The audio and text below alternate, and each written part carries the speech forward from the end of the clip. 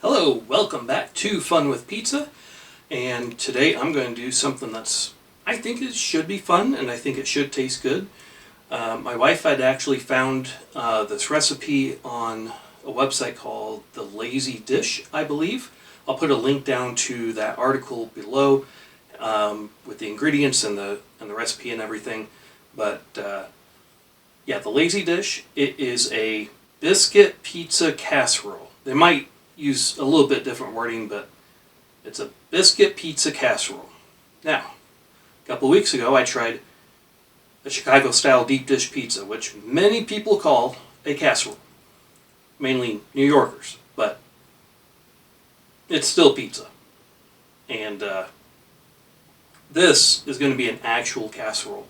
So I'm going to have a casserole dish, and what I'll do is I will cut these biscuits into small quartered pieces, layer them into the casserole dish, and then I will put pizza sauce onto them. Basically, it's just topping. The rest of it's topping like you would a pizza. On top of the sauce, I'm going to sprinkle some of this Urban Slicer White Pizza Mojo. I've put this on a hamburger, pork chop, I think a steak, and pizza. It's a pretty good all-purpose seasoning, and I've talked about this before, but it's a good all-purpose seasoning, and so I'm going to add it. The recipe doesn't call for it. The fun thing about casseroles and most recipes, you can adjust them as you wish, as long as it makes sense. Like, don't substitute a whole bunch of butter if it calls for eggs, and not putting in the eggs. That doesn't work. But the little things like this in a recipe, just adding a little bit of seasoning, it should make a little bit of a difference without ruining the whole thing. Then I'll put cheese on top of that. I'll put hamburger. I have the hamburger down in the fridge. I just ran out of hams. I ground up some hamburger. That's in the fridge right now, and I'll use that. Actually, what I'm thinking, the recipe calls to put the cheese on top of the sauce and then put the toppings on, which makes sense. That's how a lot of people top a pizza. That's how many restaurants now top a pizza. Put the cheese, put the toppings on. I don't want the toppings to burn. I'm not sure if that will be an issue or not. Since I've never done this before, I'm just not sure how everything will work. I think it's going to be much better if I put the hamburger on top of the sauce and the seasoning. Put the sauce on, season it, and then put the hamburger on. And oh, I have a green pepper. I forgot about that. There's a green pepper that I'm going to chop up, dice up. That will be on it. And then I'll put the cheese on. The cheese will go on after that. You might notice it's shredded. This is not finely shredded cheese, like Kraft also comes out with, and a lot of local grocery stores, they just automatically have finely shredded cheese. I don't like the way finely shredded cheese melts in an oven.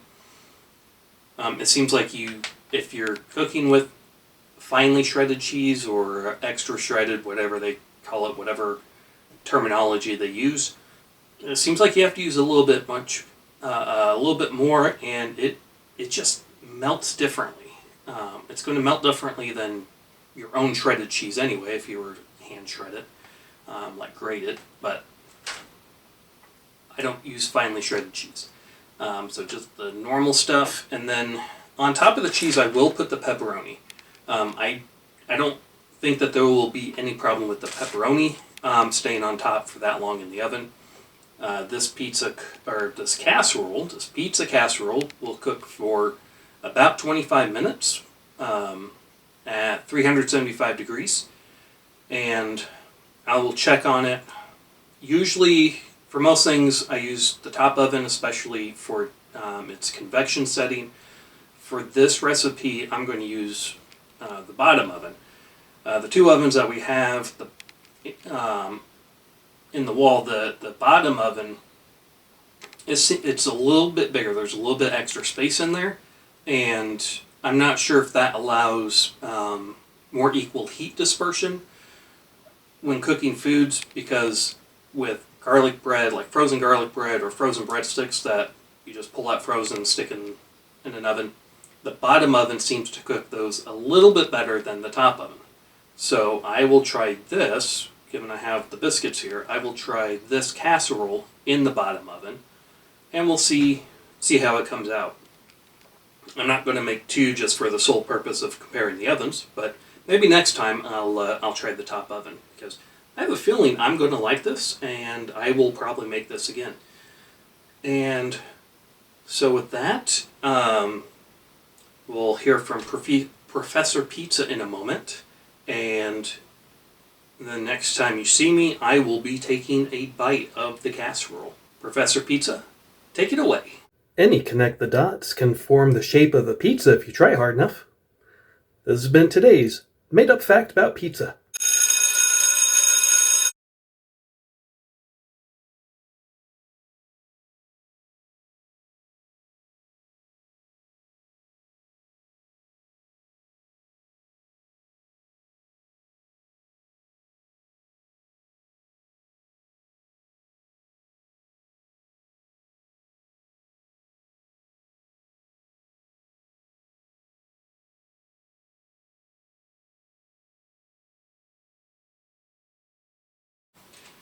Alright, back up here. I've actually already eaten some of this.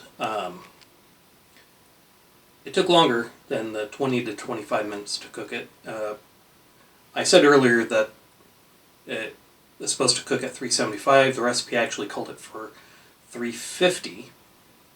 And after the 25 minutes, pulled it out. So I was cutting into it. I was like, man, it's kind of soft. But maybe that's just because the sauce had soaked into the biscuits or something. But tasting it, the bottom part of the biscuits, and on the edges, they were all right. But the center was still all very doughy. So we all took bites. I didn't want to come up here, set up the camera, take a bite, turn off the camera, and go down there and wait, and then come back up here. I just didn't want to do all the trips up and down the stairs, so that's why I didn't film my very first reaction to it. Overall, it is good when it's finally cooked. So it cooked for the 25 minutes. Found out that the biscuits weren't fully cooked yet. They were very soft and doughy. Stuck it in for probably another 25 minutes. I don't know if it's just my oven. I don't know if it's the ratio of ingredients that I put on here. It called for a pound of beef. Actually, it didn't even call for beef. It just said whatever toppings you want. It specified pepperoni, but it said any other toppings will work. I used a little bit over a pound. I used probably a pound and a quarter, I'm going to say, because there was a pound and a half in the package. And so I used probably a pound and a quarter of beef. I just covered it all till I thought it looked good. Put the green pepper on there, and the one green pepper that I had was rather large. That was enough for the whole thing. There was a lot of green pepper on there. And then the pepperoni I just put on, I put on the cheese. It called for 2 cups of cheese. I used probably a little bit more than that. I didn't actually measure it because I had 2 packages of cheese that were already open, that were already used. And one of them, there was less than half of one of the packages.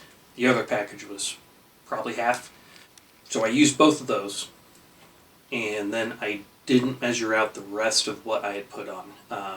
There was an unopened bag of the creamy Kraft mozzarella cheese, which they make with Philadelphia cream cheese to make it meltier. You can get the same effect by shredding your own cheese. But if you don't want to do that, because that takes time, I've done it twice. If you don't want to do that, just buy the creamy melt, and that's pretty good. So I don't know if it's just a ratio of me putting a lot of beef on there, a lot of hamburger, and then guessing at the cheese. I don't know if that had any effect on the cooking time, or if there was just other factors that were out of my control. I knew I should have left it in. When I looked at it, I was like, man, I should probably leave this in a little bit longer. But I was hungry, and I thought, well, it looks all right. The edges look all right.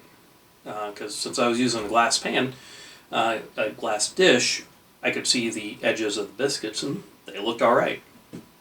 So I have this here. This was after. It's probably going to look pretty dark on camera, but this was after I cooked it for an additional probably. I don't know if it was a full 25 minutes. It may have only been 20 minutes. But yeah, that was after the additional cooking. So part of the recipe said the center cooks slower than the rest. Check that for doneness. I asked my mom, is there a way to check for doneness? And then she started laughing at me. I said, I didn't think so. So basically we had to cut into it to find out. If anybody else has a way of knowing, I'm all ears. I will probably try this again because I'll want to do it the right way the first time because I'm that much of a perfectionist. But, man, this green pepper is so aromatic. But,